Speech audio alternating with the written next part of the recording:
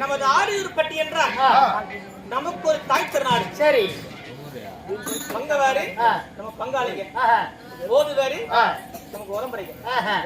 இப்படி போதுவேர் குலம் மங்கவேர் குலம் அனைவரும் ஒன்றாக சேர்ந்து மாலா கோவில் என்று சொல்லக்கூடிய நமது முன்னோர்கள் நம்மோடு வாழ்ந்து நம்மளை விட்டு பிரிச்சென்றாரே என்பதற்காக அவர் நினைவாக இதுதான் எங்க அப்பா, இதுதான் எங்க அம்மா, இதுதான் அக்கா, இதுதான் தங்கச்சி, இதுதான் பெரியப்பா, சித்தப்பா என்று சொல்லக்கூடிய அந்த பெயரின் காரணமாக ஒரு உருவத்தை சிலையாக வடிவு செய்து அந்த சிலையை அமர வைத்து வருடந்தோறும் எங்க அப்பாவை பார்க்க போறேன், எங்க அம்மாவை போட போறேன் அப்படி என்று நம்ம சொந்த பந்தங்கள் அனைவரும் ஒன்றாக சேர்ந்து பொங்கல் விழாவை முன்னிட்டு வருட வருடம் கும்பிடுவது வழக்கம். சரி, இப்படிப்பட்ட இந்த பெரு கும்பிடுவதாகப்பட்டது நம்ம இடத்துக்கே பெருமை சேர்க்கும். ஓஹோ, மாதிரி பெரும்பாலும் யாரும் கிடையாது.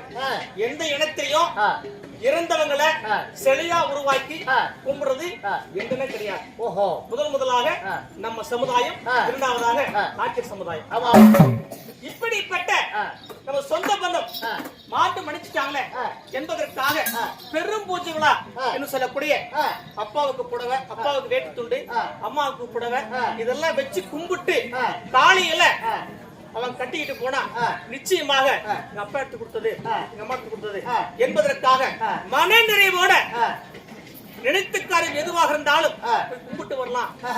ஒரு முன்னோர் செய்த பாவமோ பின்னோர் செய்த பாவமோ காத்து கருப்பு பேய் பிசாசு பில்லி சூனியம் நலி நலக்கம் தூங்கும் போது கெட்ட கெட்ட சப்பனுங்கள் கண்ணோமன் கண்டிஸ்டி எதிரி செதிரி எதுவாக இருந்தாலும் ஒரு அமாவாசை முன்னிட்டு வருடந்தோறும் மாசம் மாசம் பெரியவனை கும்பிட்டு வந்தா நிச்சயமாக எல்லா கிரகங்களும் விலகி அனைத்துமே நல்லதாக நடக்கும்.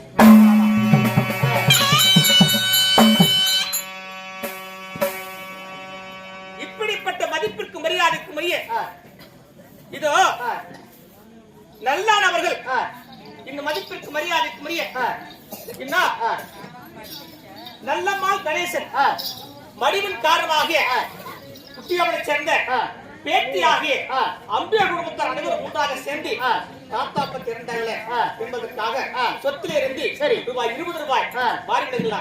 இந்த மதிப்பிற்கு மரியாதைக்கு முறையே என்ன வைரமுடி சேர்ந்த மாப்பிள்ள குமார் அவர்கள் சொத்துல இருந்து அப்பா அம்மாக்காக சொத்துல இருந்து 20 சரி மாறிவிடுங்களா. இந்த மதிப்பிற்கு மரியாதைக்கு முறையே இன்னும் கீர்த்தனா அவர்கள் சொத்துல இருந்து 50 சரி மாறிவிடுங்களா. இப்படி பெயரை சொல்லி வந்தால் எந்த ஒரு கிரகமா இருந்தாலும் அந்த பெயரை சொல்லும் பொழுது இந்த கிரகம் எல்லாம் விலகி சொல்லுவாங்க. சரி, இப்படிப்பட்ட குடும்பமாகப்பட்டது எந்த ஒரு குறையும் இல்லாமல் கடவுள் கிருபையால் எல்லா பலங்களை பெற்று நோயற்ற வாழ்வாக குறைவெல்லாம் செல்லுமாக பல்லாண்டுகளும் சுகமோடு வாழ வேண்டும்.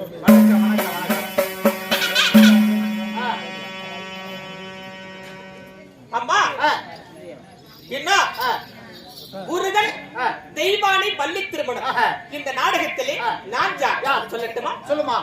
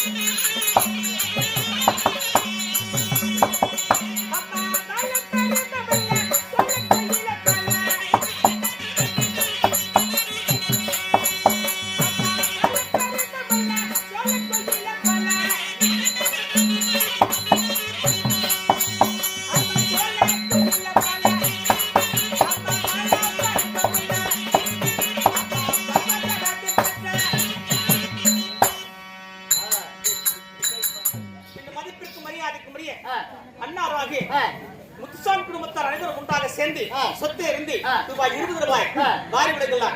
20 கொடுக்க 20 ஆயிரமாக மலையாமிருந்து அண்ணாராகிய முத்துசாமி குடும்பமாகப்பட்டது பல்லாண்டு காலம் சுகமோடு வாழ வேண்டும். பர்வத ராஜன் பெற்ற அந்த பரமசிவனை பெற்று பார்வதி என்னுடைய பெயர்.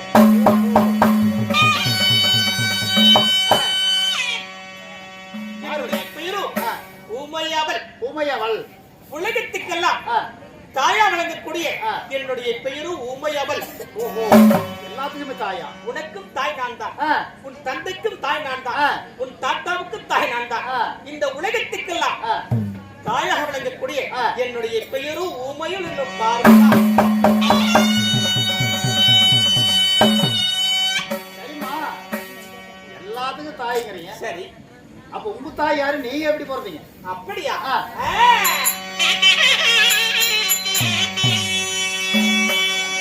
அவனுக்கு உலகம் பிடிக்கும்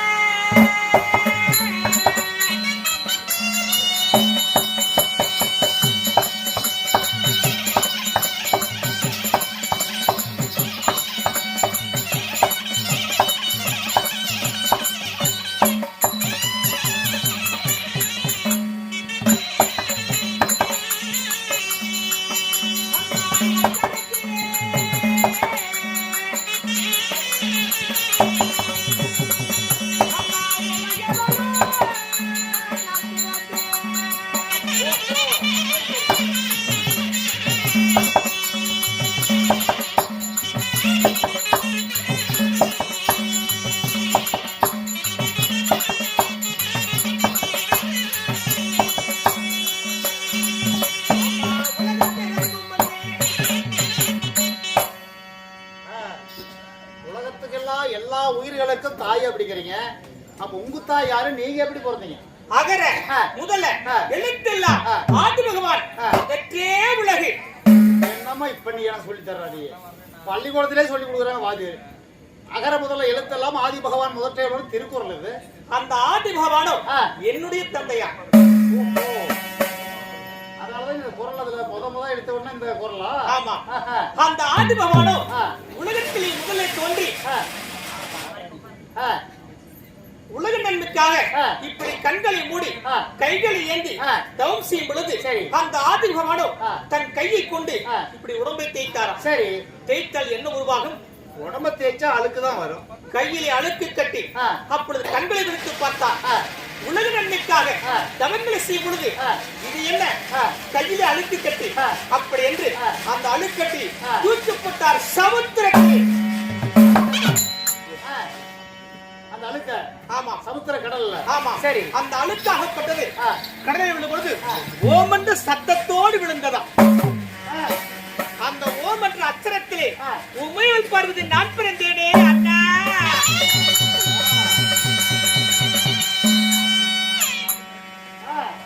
ஆதிபகவானுடைய அழுக்குல ஆமா அழுக்கிலே பிறந்தபடியா வெளியே வந்து என் தந்தைக்கு நமஸ்காரம் செய்தேன். சரி அம்மா, அழுக்கிலே பிறந்தபடியா உன்னுடைய பெயரோ சக்தி. ஆவது பெண்ணாலே அழிவது பெண்ணாலே.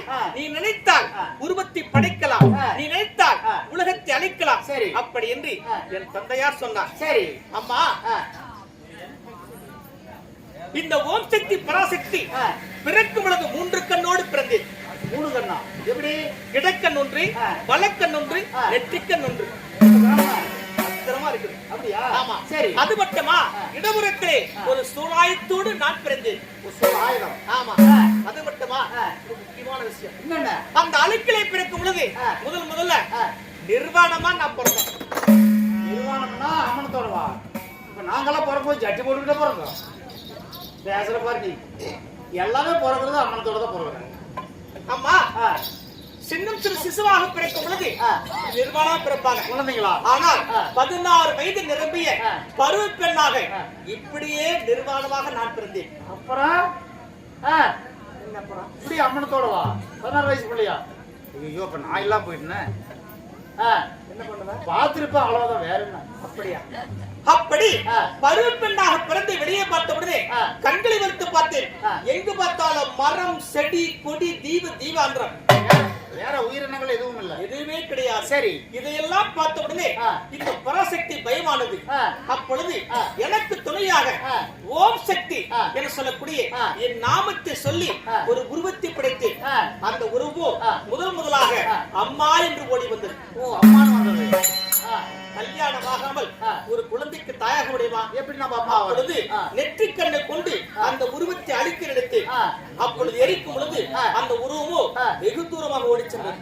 பயந்து ஓடி போச்சு. ஆமா சரி. இரண்டாவதாக உருவத்தை பிடித்து கண்ணே தந்தையே அப்படி என்று அண்ணன் தந்தை உரை கொண்டாட சரி பக்கத்தில் நெருங்க வந்தது.